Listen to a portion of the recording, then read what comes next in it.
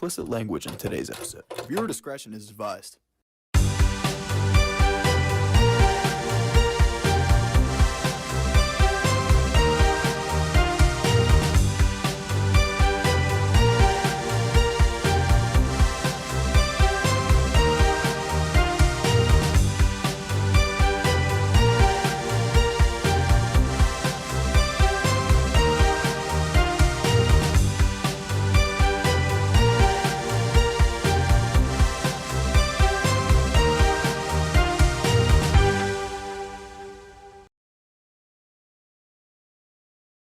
Ladies and gentlemen, welcome back to episode number 140 of Tailgate Talks. This episode, as always, is sponsored by Defrisher Recycling and Junk Removal.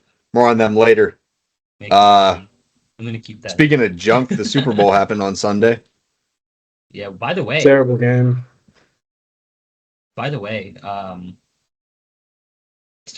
twice in 3 weeks at full strength again after like the first time in like a year not being at full strength. Yeah, but yeah, Super Bowl. Yeah, I mean, boring first half. Like, really, I mean, wasn't a lot of action until Sam Darnold threw the first touchdown, and Drake Maye. It's true. And I mean, the offense was like just not existent. And then we'll get to Will Campbell in a second. But I mean, those are pretty much my general thoughts on the entire game. Oh my goodness, Dude, I thought after the opening drive of the game, Sammy D was just going to go on an absolute tear. The way he was slinging it on that first drive all the way down to the red zone, I was like, oh my God, this guy's going to go from seeing ghosts to seeing tuds in the Super Bowl like it's nothing. And it just didn't happen. I do have one thing I want to bring up about that. If you remember the tier lists, not to put Alex on blast here. Okay. Hey! Alex said that the Seahawks were a quarterback away. I did. I'm curious. Because that very clearly wasn't a Sam Darnold reason they won. The defense and Kenneth Walker carried that whole thing. But that's beside the point. Do you still think they're a quarterback away from potentially maybe being the next dynasty? I'm not going to go to Dynasty talk yet, but if it weren't for the game against the Rams in the conference championship, I would have said you could still argue that they're a quarterback away. But the Seahawks didn't just win. Sam Darnold outdueled the best quarterback in football this year, Matthew Stafford. The MVP, too. In a very high-pressure game. At home, yes, but very high pressure, obviously. So if it weren't for that game, if it weren't for the utter annihilation they handed down to the Niners in the two divisional rivals, by the way, that they had to take on their path to the Super Bowl, I would say maybe still you could upgrade. Not like it's easy by any means. You can't just go out and get a guy that's going to play better than that easily. But I think with his performance leading up to the Super Bowl and his ability to just do what his team needed him to do in the Super Bowl, the biggest moment of his life, I will say I don't think you can really upgrade from that. Yeah. It would be different if he was old. It would be different than like, you think Stafford, okay, maybe he's going to retire. Or Brady at the end of his career, okay, he's probably going to retire. But, like, he's still young enough that he's towards the end of his prime, but still in his prime. So, yeah, I think that Sam Darnold pretty much wholly proved me wrong in the playoffs this year. Well, he did. I will agree with you. I wanted to ask you that because I literally don't know what made me think of it. I think it was probably looking at the NFL like final rankings on the draft list. I was like, Alex said that they were a quarterback away, and I'm not disagreeing with you at all because I was in the same boat for most of the year. Sam Darnold, but maybe he turned the page. It looks like he turned the page. I mean, He might have. It's though one he great didn't. year, obviously, that's it. But still, I mean, it's one great year after a very good year in Minnesota the year before as well. First quarterback to win 13 wins with two different teams in back-to-back years ever, I'm pretty sure. Yeah. So that has to go for something. I would say that, yeah, I mean, you can't really. The only way you can upgrade from Sam Darnold is by putting like Patrick Mahomes on that football team or like Josh Allen on that football team or something like that. Like, it's not like you can just. I don't want to say quarterback away anymore because he was able to win a Super Bowl. Like, you cannot really get better than that. I mean, I hate to be this guy because, I was very adamant about I don't really want to see another Chiefs-Eagles Super Bowl. I'm not going to lie, man. I kind of missed watching Patrick Mahomes out there for the excitement. It's so exciting, dude. There is I can't believe I'm saying that. There's nothing like when Patrick Mahomes gets the ball kicked to him late in the fourth quarter when he's losing. There is no. It's like watching. It's literally, in terms of clutchness, it is just like watching Brady all over again. You just know he's gonna find a way to do something, and it's gonna be more exciting even. Let's pump the brakes on just like Brady, though. It feels just like it. Yeah, because he's not in the league anymore. If he was, then it wouldn't. But yeah, I see what you're saying. It feels like it. Whenever you're watching a football game and there's more than 13 seconds left in the clock and Patrick Mahomes gets the ball back and he's down, you're thinking, oh, Chiefs are probably going to at least tie it, maybe even win it. Yeah. I do have a question for the fellas here. Mm. So we saw, we watched Drake Maye all season. He had a very good year. Talked about he was in the conversation for the MVP, which I think it was rightfully given to runner up by, I Stafford. believe, only 2 votes. Yes, but I do think it was rightfully given to Stafford. But this is a very, very similar pattern to one named Joe Burrow. Oh.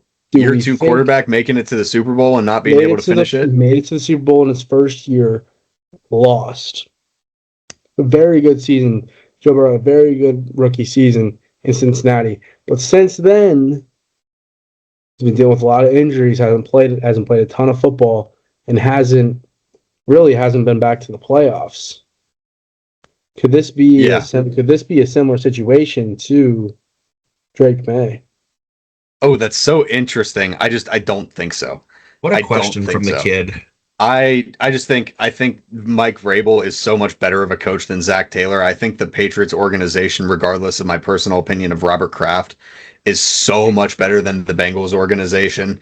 They don't make their players practice outside in the dead of winter, which I think goes to say something. But I think also Drake Maye just really doesn't have like an injury history, and that's kind of been the problem for Joe. He just can't stay healthy for the life of him. Now, is Drake Maye, especially in the playoffs, getting hit at the level Joe Burrow's been getting hit the past couple years? Yeah, definitely. So there's definitely some things there. That made me. That's exactly what made me think of it. Think about 2021 Super Bowl. Granted, that one was way more entertaining, a lot more flash into that than there was in this. Yes. There were talks about at halftime. There were talks saying like, "Oh, there's never not been a touchdown score in the Super Bowl. There's never been a shutout in the Super Bowl." Just stuff like that. I go back and look at the stats. Me and one of my coworkers were talking about it when we were watching the game because there's not a live stat. There's not like a stat sheet that you can look at least from like the basic sports networks like ESPN, the NFL app, the CBS app. There's not a stat sheet that you can look at quarterback hurries or quarterback hits. The quarterback hurry. The rate had to have been in 70% because I feel like he is getting either forced to step up in the pocket or flushed out of the pocket so many times. And going back to what I was talking about, Drake Maye got sacked a lot. Joe Burrow got sacked a lot. So it's almost as if history is just repeating itself. Yeah. No, I'd say the only difference is that Drake May didn't lose to lesser of a quarterback, or Drake May lost to lesser of a quarterback than Joe Burrow did. You know what? That's fair. And I think with the Patriots organization right now, I think their biggest thing is just getting more dudes, just getting new Yeah, dudes. I think the big difference for Drake May compared to Joe Burrow will be I think New England is far more likely to properly address the issues that plague Drake May. So I don't have the stats on hand. I wish I did, but I don't have the stats on hand for Drake May's splits between teams with winning and losing records this year. There is a pretty significant difference in his statistics. His passer rating drops by like 30 points from losing teams to winning teams.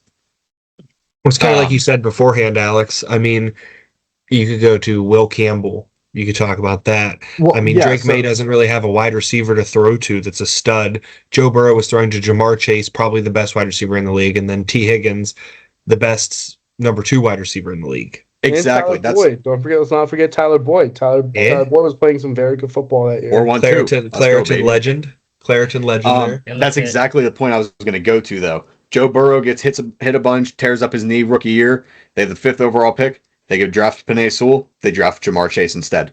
You know, they could get offensive linemen. They extend Jamar Chase and T. Higgins. You know, they do things for his weapons. I think New England is far more likely to address the O-line problem first, especially this year where there's so many good. You could get an Elijah Surratt or the dude from Iowa.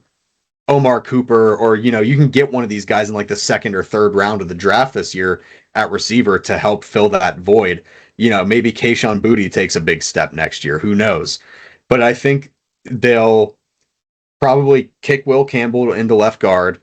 They'll restructure some other stuff. Maybe use the 31st overall pick on a tackle that's not quite worth taking with a top 20 pick, but not quite worth waiting on either. Maybe a guy that they can just get that is, cohesive for their system. I think they'll probably, instead of looking at a guy who gets sacked a lot and going, let's just give him better weapons to get the ball out faster, they're going to look at it and go, let's give him more O-line so that he doesn't have to throw the ball as fast. Because when he wasn't pressured this year, he was so damn good. He was so good throwing the ball down the field. He was so good at throwing the ball on time. So I think they'll actually properly, at least in my opinion, address the issue, unlike Cincinnati, who just decided to, instead of, making the non-sexy decision to, get the durable pick, they go for the Ferrari instead. Also because it's Cincinnati, Ohio, and everything else about Cincinnati, Ohio sucks besides Joe Burrow. So there's that as well. And I guess the Reds every like 12 Ohio years. in general is just a crapshoot. Hey. Oh, Lord. Outside of how much they charge for gas, I'll tell you what, that's my favorite thing in the I'll world. say something about that. Oh yeah, Ohio gas prices, man. Man, I wish we could today. move that over to PA, please. $2.29 God. today across the street. Jeez. Also, It's 310 in town, Dom. real quick, what's with Kim Hayward letting Joey Porter Sr. go on the podcast and talk mess about Big Ben?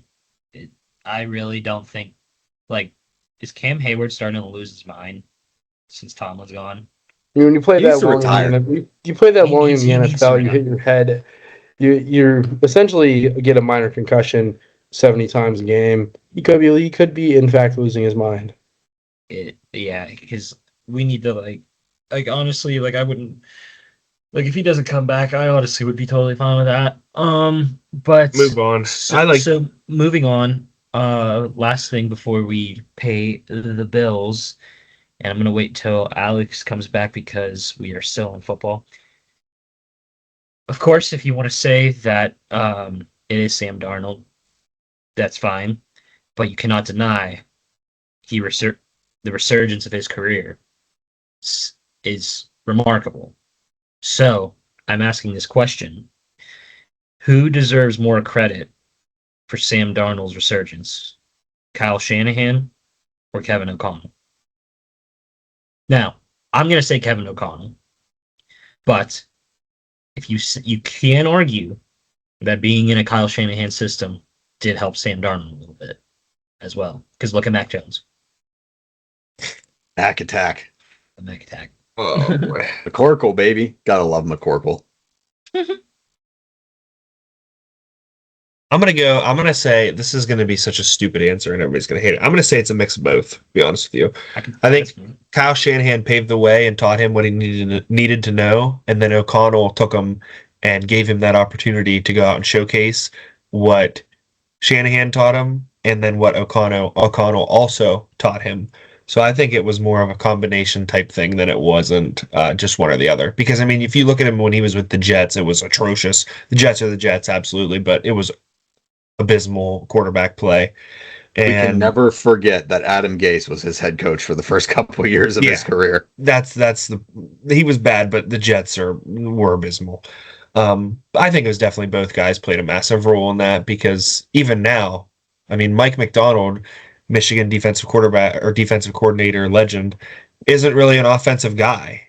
He's not offensive minded. He's a defensive minded coach. And even now, he's still playing with a high level. Well, we'll call it above. I'll say high level. He played good. He did much better than what everybody was expecting. So I would say it was a mix of the two. And Mike McDonald just kept carrying it over. I'm going to take a very quick moment to 100% Kyle Shanahan. Oh, Dom's all on the Shanahan train. 1,000%, in my opinion. Why is that? Now, do keep in mind, I'm not disagreeing with Bryce, because me and Bryce are not allowed to disagree, nor do we ever have disagreements. That is because we are both very, very smart men in the choosing of our college football team. Anyway, Right there, Dom. And college basketball team. In college Speaking basketball. of college basketball, does No, No, put it they don't. away. No, They just they got don't. walloped by Put it Duke. away. Walloped. I think it's 100% because of the Kyle Shanahan system, because the way Darnold's career was heading before he got to that Shanahan system, if he didn't get into a Shanahan system, he'd be out of the NFL. Wouldn't be a quarterback. He'd be on a practice squad, maybe a backup somewhere, but he would not be a starting quarterback.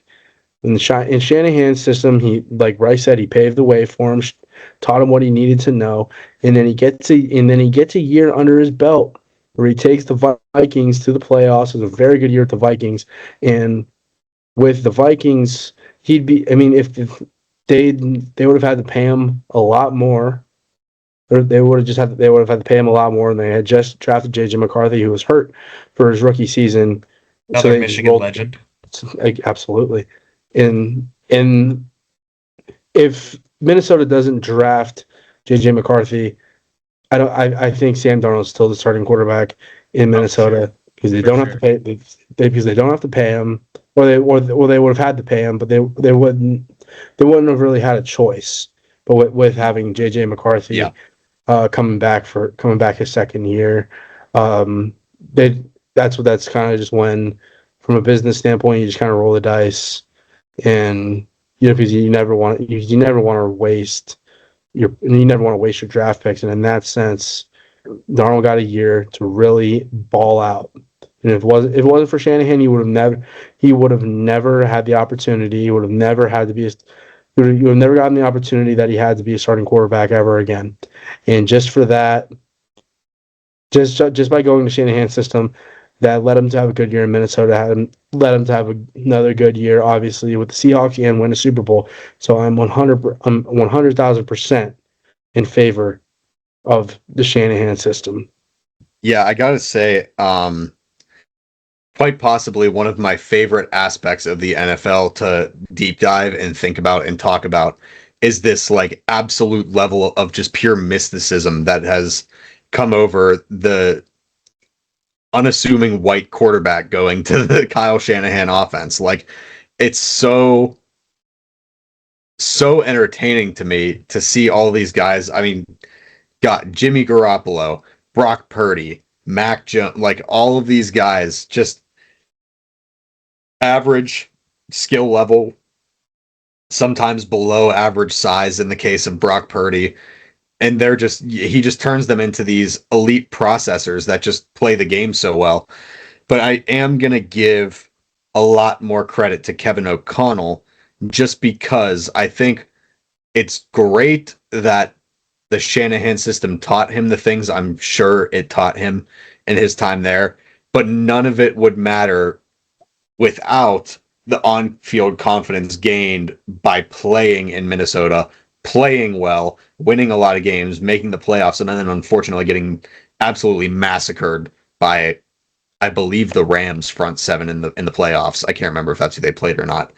But so I'm going to give a lot of it to Kevin O'Connell, but I am still going to give the lion's share to Sam Darnold himself, because at the end of the day, you have to be able to get better to reflect those things that you're taught by those coaches. And he's completely proven me wrong up to this point. I will take this moment to interject and say I'm very interested to see how he plays next year without Clint Kubiak as his offensive coordinator. I think it'll be interesting to see how that works out. But I'm going to give a lot of the credit to Kevin O'Connell just because he was the one that got it out of him in the game setting.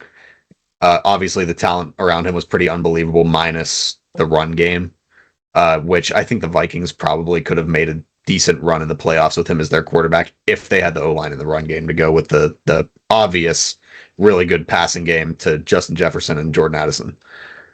Yeah, I think you have a great point, both of you guys, with Kyle Shanahan. I mean, he took Mr. Irrelevant, who was Big Sock Brock, and now he's like a top 5 quarterback. Do keep in mind with my answer, I'm not trying to discredit anybody he's coached. He's played under, obviously, because they're all good coaches, all run a really good system. And I'm not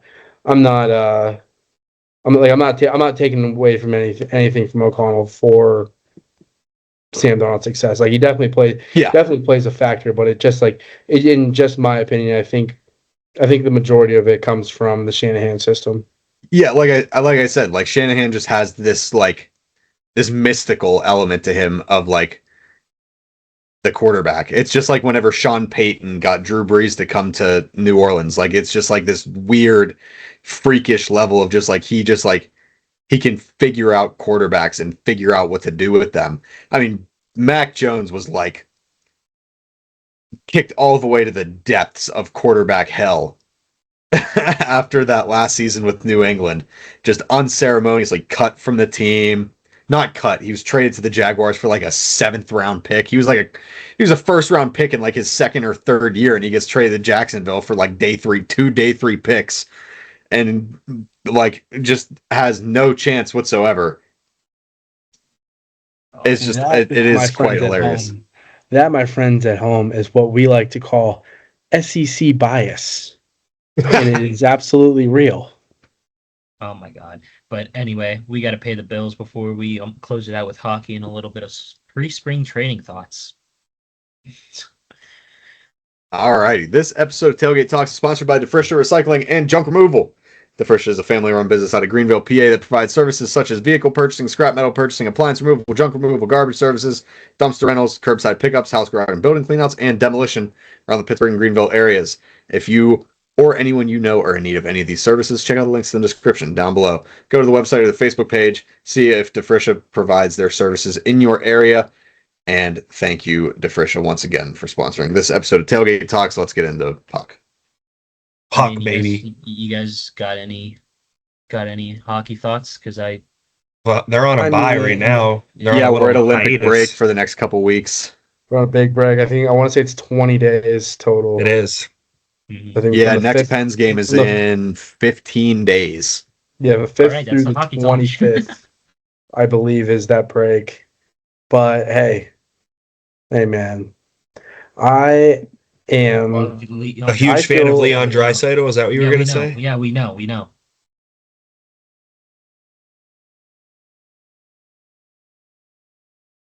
No.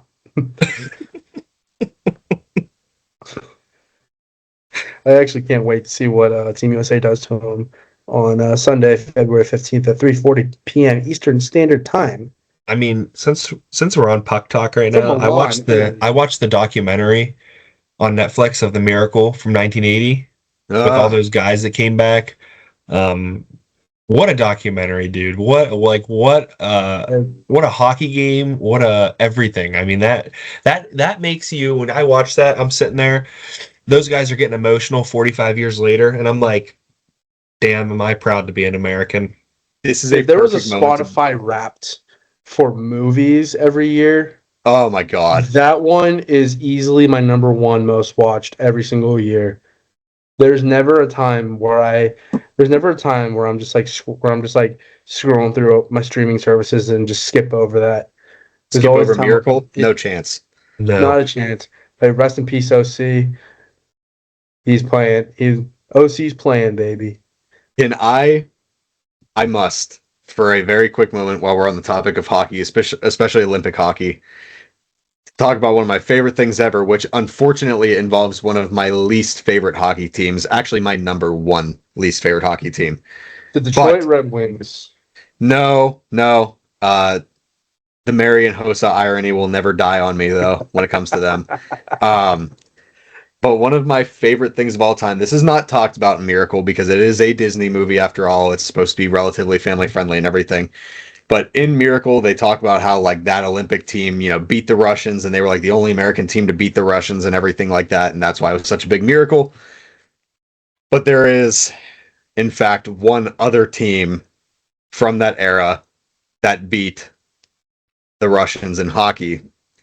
And that was the 1977 Philadelphia Flyers, more aptly known as the Broad Street Bullies. And that team was just a bunch of straight goons. True?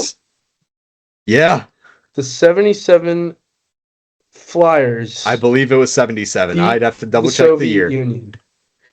And that's beat crazy. Them bad. They literally tried to not come back on the ice for the rest of the game.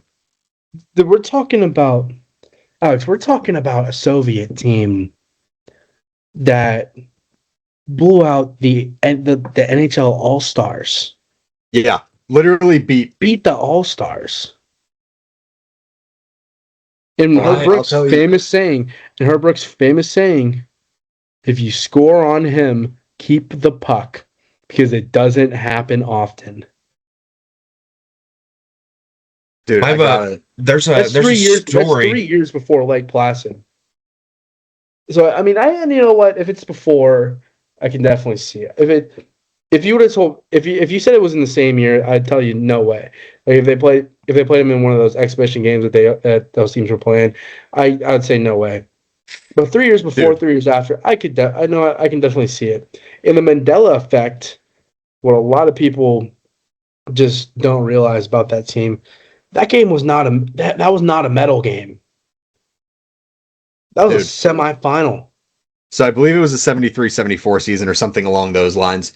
Anyway, you got to understand, this team was literally just a straight goon squad. Dave Schultz still holds the record because he has a career count of 472 penalty minutes in his career as a hockey player. This team was absurd. In multiple seasons in the NHL, they, as a team, amassed over 1,000 penalty minutes. They just fought, and then as they were getting sent to the box for fighting, they would fight again. Like this team, the Russians were very famously known at this time for, their elegant skating, and they were so fast and they were so smooth, and they relied on constant movement. And the head coach of the Broad Street Bullies decided, we ain't going to play that game. And they just hit him every single chance they could. They hit and they fought and they made him mad. And it was one of the greatest things ever. I'm trying to remember who their head coach. Side note on Miracle. I was talking to one of my buddies last night about it because I told him that I had watched it. He's a big hockey fan. He said the Russians' point of view, their documentary on how it all went down, is super interesting too. He said that you almost get the feeling that even today, 45 years later, the Russians are still like salty and like are hurt by that loss. Like they still get looked down upon because of that loss. I think it'd be another great year for a men's hockey team to win a gold. It's been a while since they won gold, right? Probably like Unfortunately, I mean, always rooting for the boys, but there's no way. you think Germany's gonna win? Hell no. Germany won't make it past the prelims. Dom, another very interesting thing about the Broad Street Bullies, some tie-in here. They were head coached by none other than Fred Shiro. You want to take a guess who he's the father of? Oh boy. He's the father of former Penguins general manager Ray Shiro. Wow. Talk about it. Oh my goodness gracious. Yeah, they were an insane team. Yeah, but I'm hoping Team USA finds a win, finds a gold medal here in hockey. Dude. It's time for another miracle, man. No. Yes. No, this is the greatest roster I have ever seen. This is the grossest roster I've ever seen on ice. Is it Americans roster or America's No. roster or No. Germany. is it Canada's roster? Canada. It's Canada's roster. And Alex, Right. I know Alex can agree with me. Who cares about mid David? Oh my god. Mid David should be worrying about Germany. Is Sid playing? Mm-hmm. Yes. That's not good. He shouldn't play. We don't need him to get hurt. Pens are going on a run right now. No, for real. It's fifth. Going to the break. Fifth in the East, I believe. Second in the Metro. Wait. We know who isn't playing. Gavin McKennan's not playing. Hey, drop the charges, man.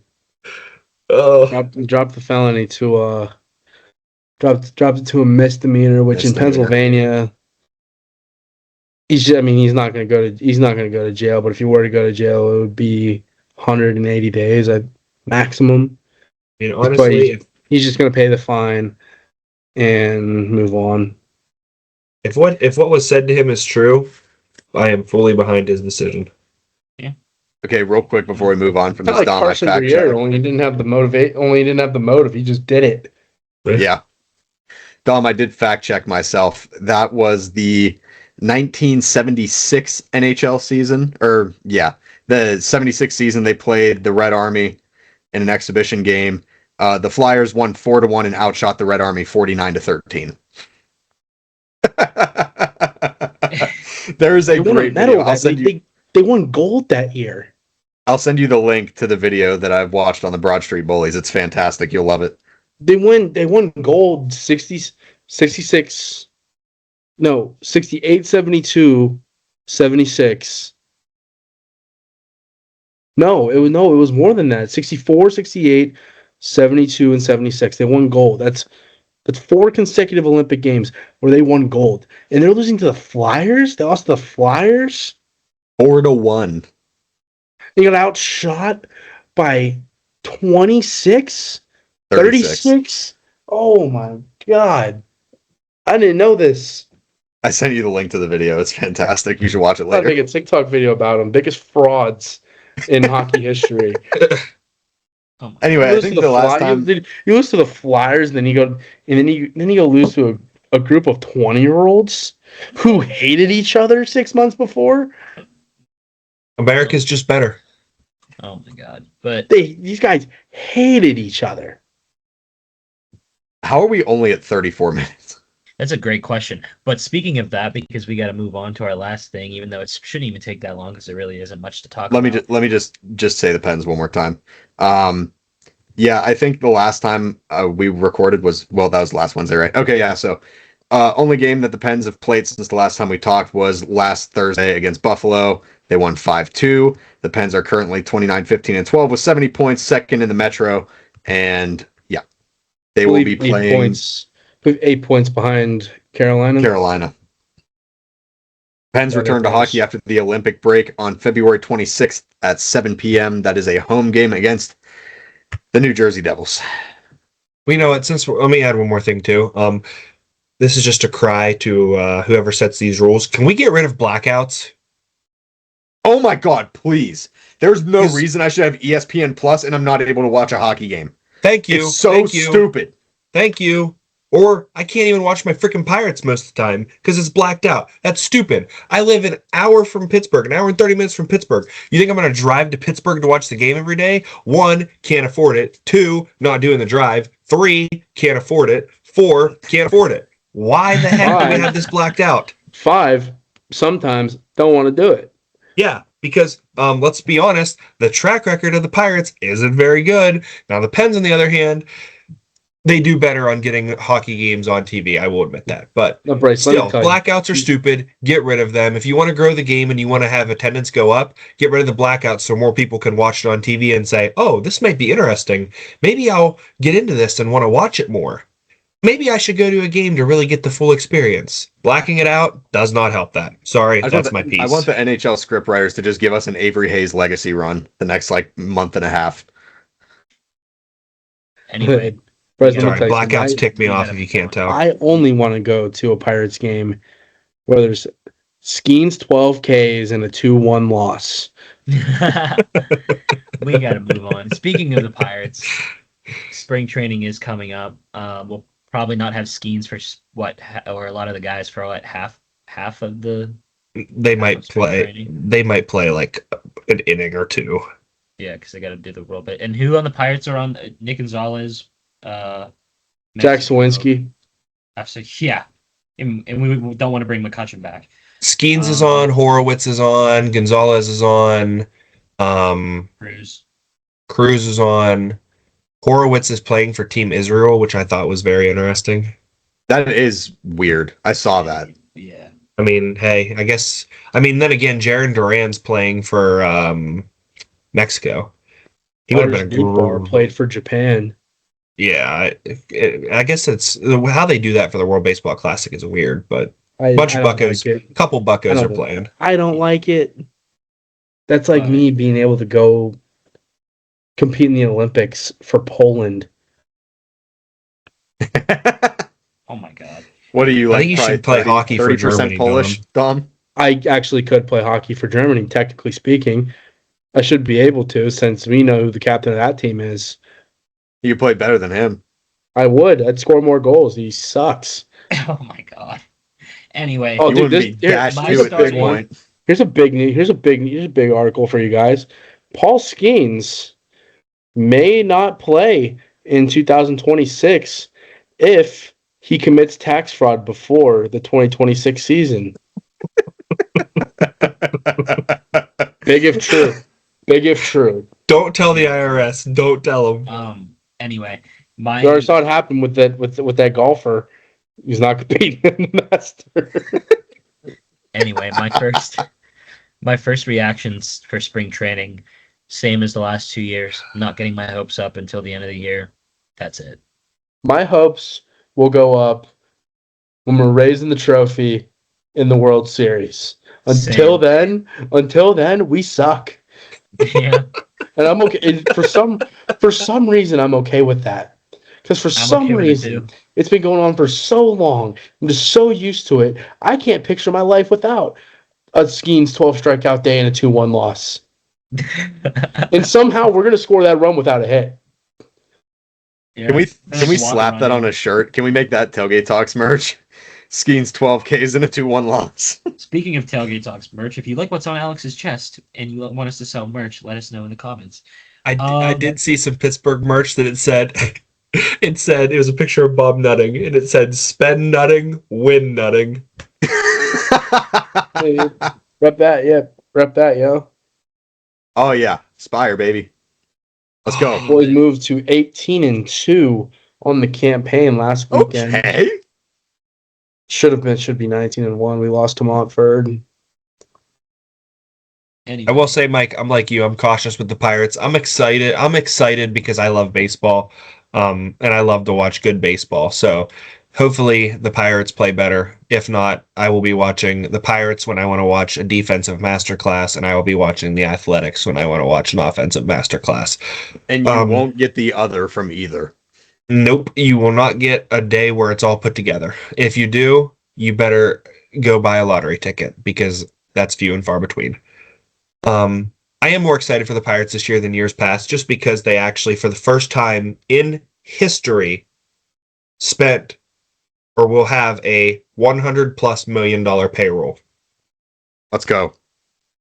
Doesn't mean anything at all, but if they make the playoffs, maybe make some noise, and it feels like 2014, 2013 again, count me in.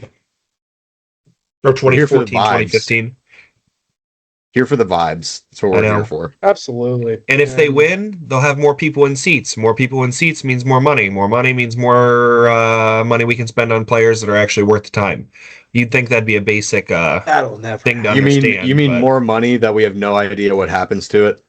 Yeah, it just magically disappears, and Bob Nutting's net worth somehow reaches What is $1.8 this billion. fairy tale you Crazy. speak of? Making smart moves with our money? What is this you speak of? Not a Pittsburgh thing, that's for sure. Now the Dodgers. Oh yeah. I mean, I And the guess Blue whenever Jays. you have, bleep you money, you can just do whatever you want. I just want, what I really want is two small market teams duking it out in October. The Bucks versus the I Athletics. don't want to turn on the Let's TV go. again this I year. don't think they can be in the same. They're both NL, but I don't want to turn the TV on this year and have to watch a bunch of bazillionaires live out my childhood dream. no. It can be the Pirates and the Athletics in the World Series. It is possible. It's always possible. What the team I'm a huge fan of this year is the Baltimore Orioles. Interesting. Interesting. Yeah. Interesting. But anyway, Big O's fan. anyway, we gotta wrap her up. So Alex. Well, Dom, I have one last word for Dom. Or I have one last word for everybody, really. March is coming, boys. March is Let's coming. go. March is coming. How many times am I gonna hear about this team? A lot. Actually, you Not won't hear about much. them at all because they're already Not forgotten much. about. I think Tailgate Talks is more likely to get asked to appear at the tournament than Pitt. You guys ever Personally. seen those? You ever seen those Sideline TikToks pass. of a dude from like Bowling Green watching the college football playoff selection show? We gotta do that with Mike, and he's just like, "Dude, are we serious?" Hey, No, if they do your make Pitt it, actually makes it, I'll be like that one meme. I'll be like, me. if the Liberty Flames make it, I just want to warn you guys in advance. They have a point guard that is like a mixture of Steph Curry and Trae Young in college. Oh boy. Hey, Miami, Ohio is Red Hawks. officially dancing. They're officially dancing. Yeah. All right, I'm sorry. My one last word turned into a lot of last words. Okay. As we said, normally how it goes for all of us. Alrighty. This episode of Tailgate Talks is sponsored by Defrisher Recycling and Junk Removal. If you or anyone you know are in need of their services, check out the links in the description down below. Go to their website or Facebook page, see if they provide their services in your area. Thank you, Defrisher, for sponsoring this episode of Tailgate Talks. And with that being said, good night, America.